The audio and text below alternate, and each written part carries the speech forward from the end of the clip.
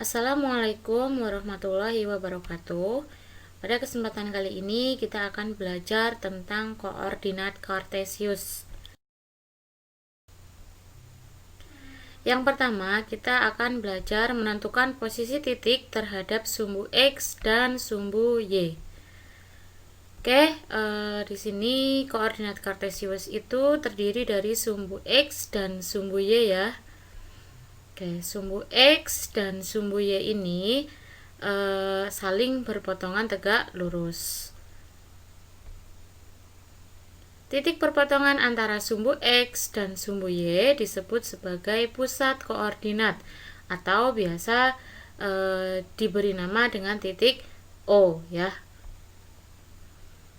Kemudian, bidang kartesius digunakan untuk menentukan letak sebuah titik yang dinyatakan dalam pasangan bilangan berurut X, Y ya, seperti gambar itu dalam kurung X, Y. X-nya disebut sebagai absis dan Y disebut sebagai ordinat. Contohnya misalkan ada sebuah gambar seperti itu ya, diberikan sebuah gambar kartesius, kemudian ada titik-titik di situ disimbolkan dengan A, B, C, dan D. Kayak dari gambar di samping dapat kita tuliskan posisi titik-titik sebagai berikut.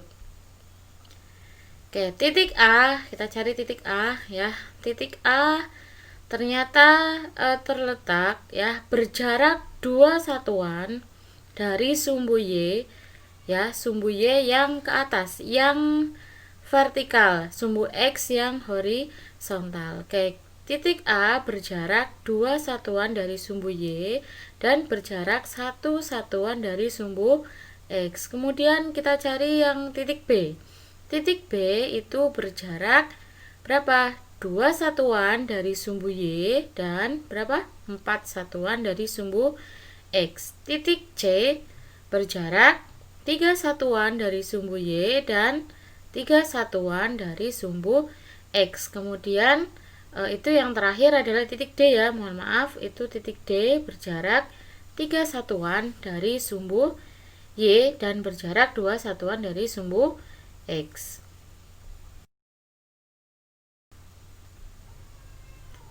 Oke, berikutnya bagaimana kita menentukan posisi titik terhadap sumbu X dan sumbu Y pada kuadran. Oke, sebelumnya kalian harus tahu dulu kuadran itu apa ya. Oke, kuadran itu bagian dari koordinat kartesius ya. Kuadran 1 terletak di sana ya, kuadran 2, kuadran 3, dan kuadran 4 kalian bisa lihat sendiri dari gambar tersebut. Oke, posisi titik pada koordinat kartesius ditulis dalam pasangan berurut X dan Y. Tadi sudah dijelaskan ya. Nah, X itu merupakan jarak titik dari sumbu Y dan Y merupakan jarak titik dari sumbu X. Oke, sumbu X dan sumbu Y membagi bidang koordinat kartesius menjadi 4 kuadran ya. Ada kuadran 1, kuadran 2, kuadran 3, dan kuadran 4. Kuadran 1 itu nanti terletak di antara sumbu X positif dan Y positif. Kemudian kuadran 2 terletak di sumbu X negatif dan Y positif. Kuadran 3 terletak di sumbu X negatif dan sumbu Y negatif. Kemudian kuadran yang keempat terletak di antara X sumbu X positif dan sumbu Y negatif.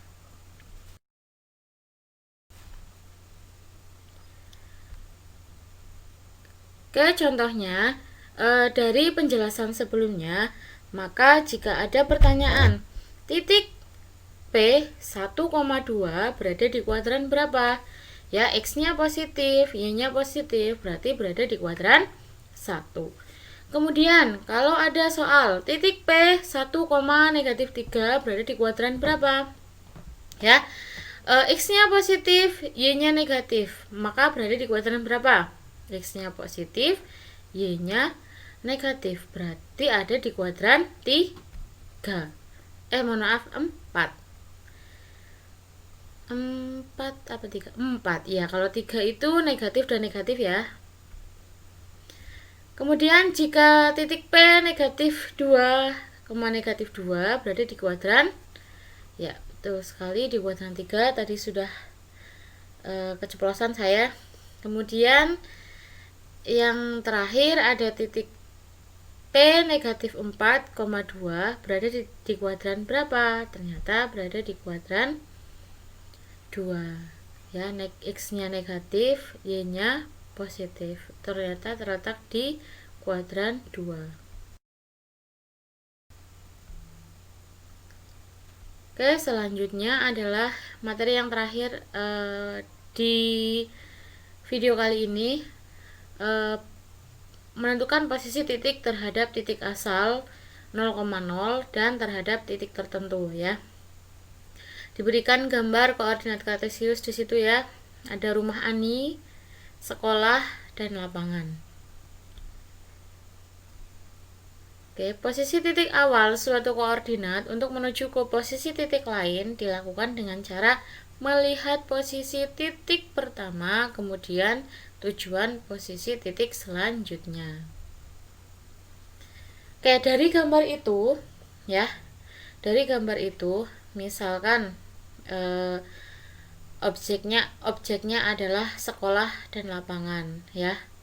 Kemudian posisi terhadap rumah Ani ya. Berarti kita berangkatnya dari rumah Ani menuju objek yang dituju. Objek itu objek yang dituju ya. Berarti kita berangkat dari rumah Ani. Dari rumah Ani ke sekolah ya. Rumah Ani ke sekolah. Koordinat rumah Ani dulu berapa? Koordinat rumah Ani itu berapa? X-nya 1, Y-nya 2 ya. Berarti 1,2. Kemudian koordinat sekolah berapa?